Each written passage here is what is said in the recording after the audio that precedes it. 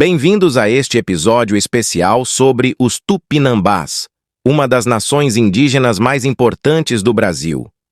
Vamos mergulhar na cultura, história e costumes desse povo fascinante.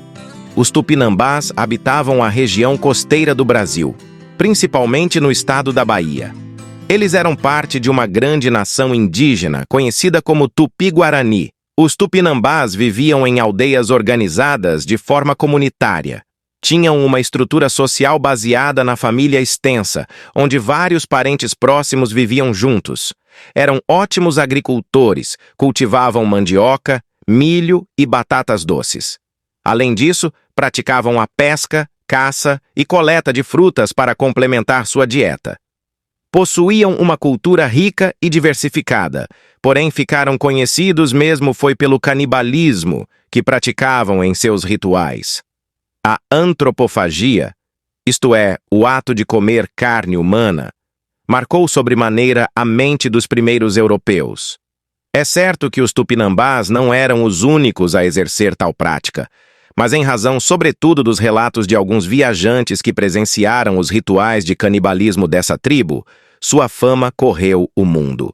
O alemão Hans Staden, 1525-1579, em sua obra Duas Viagens para o Brasil, publicada em 1557, relatou amplamente entre os círculos letrados da Europa e por várias décadas sua visão personalíssima do que viveu no Brasil.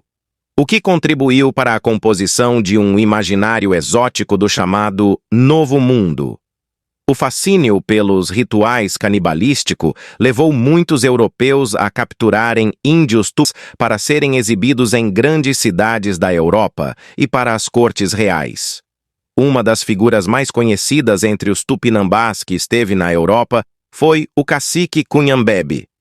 Ele foi levado para a França em 1550 pelo navegador francês Nicolas Durand de Villegagnon, que tinha estabelecido uma colônia no Rio de Janeiro. Cunhambebe fez parte de uma tentativa frustrada de estabelecer uma aliança entre franceses e índios contra os portugueses no Brasil. A presença de Tupinambás na Europa despertou grande interesse e curiosidade nas elites intelectuais e cortes reais. Em Paris, por do rei Henrique II.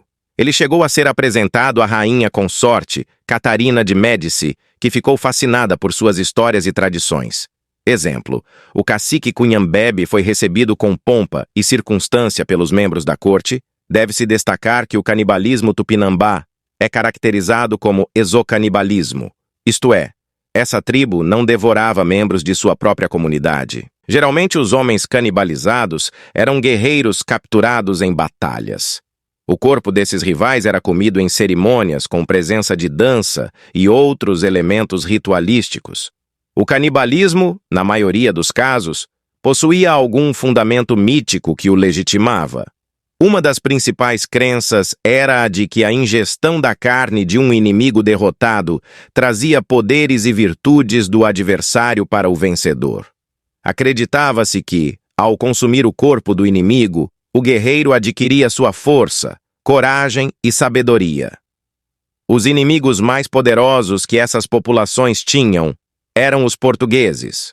Os lusos se tornaram o prato favorito da taba, o que salvou o aventureiro Hans Staden de arder no Moquém. Por ser alemão, Staden foi poupado pelos Tupinambás que o capturaram em Ubatuba, litoral de São Paulo, em 1549. Prisioneiro dos índios, ele presenciou rituais antropofágicos. Seu relato, ilustrado pelo contemporâneo belga Théodore de Brie, é o mais detalhado já feito sobre os canibais. O grande evento social nas tribos tupinambás era, sem dúvida, o aprisionamento do inimigo para o banquete antropofágico. A festa geralmente durava vários dias, podendo chegar a meses. Entre as várias fases do ritual, a mais importante era quando uma esposa era oferecida ao prisioneiro.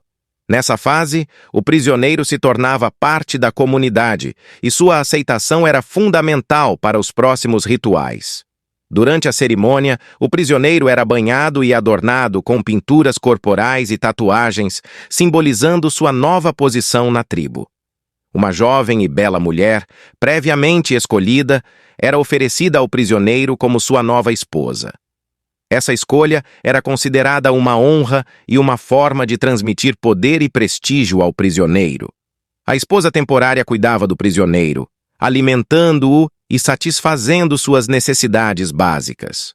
Sua presença tinha um significado simbólico importante, representando a integração do inimigo ao grupo social e transformando-o de estrangeiro em membro pleno da tribo. Além disso, a esposa temporária oferecia apoio emocional ao prisioneiro, ajudando-o a se adaptar à nova realidade e aceitar sua condição como parte do banquete antropofágico. Se um filho fosse concebido nessa relação, os índios criariam a criança até atingir a idade adulta, para então seguir o mesmo destino do pai. A tribo convidava amigos de outras aldeias para participar do banquete. O ritual começava quando as vasilhas estavam cheias de uma bebida feita com raízes fortes e todos os convidados estavam presentes. O prisioneiro também participava da celebração da aldeia. Enquanto isso, em uma das cabanas, era pendurado o tacape que daria o golpe fatal no prisioneiro. No contexto dos povos tupinambás, era comum que os prisioneiros aceitassem sua nova condição e raramente tentassem fugir. Isso ocorria porque a fuga era considerada uma desonra não apenas para o indivíduo, mas também para sua própria tribo. Aceitar sua nova condição como prisioneiro era, portanto, uma maneira de honrar a cultura tupinambá e demonstrar lealdade à própria tribo, mesmo que isso significasse enfrentar o terrível destino que os aguardava. O clímax da festa era quando um prisioneiro recebia o golpe fatal na cabeça. No momento do golpe, havia um silêncio pesado no ar. O prisioneiro, amarrado e resignado ao seu destino, era colocado diante de todos os membros do grupo. O responsável por executar o golpe, geralmente um guerreiro ou líder local, erguia sua arma e, com um movimento preciso, acertava o golpe na cabeça do prisioneiro. Esse momento gerava uma mistura de emoções entre os presentes. Por um lado, havia respeito e temor diante da coragem do prisioneiro em aceitar seu destino. Por outro lado, havia excitação e alegria, pois o ritual era visto como uma forma de celebrar a vida e a vitória sobre os inimigos. Após o golpe, o corpo do prisioneiro era preparado para ser consumido seguindo rituais específicos. As mulheres levavam o corpo para o fogo, raspavam toda a pele e tapavam o ânus com um pau para evitar vazamentos. Em seguida, um dos homens da tribo assumia o papel de açougueiro, cortando as pernas do corpo acima dos joelhos e os braços rente ao tronco.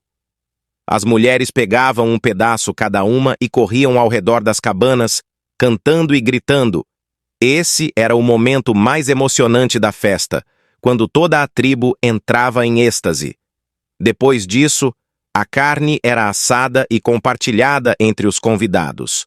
Os miúdos e a cabeça eram dados às mulheres, que preparavam uma sopa com eles, servida apenas para elas e para as crianças.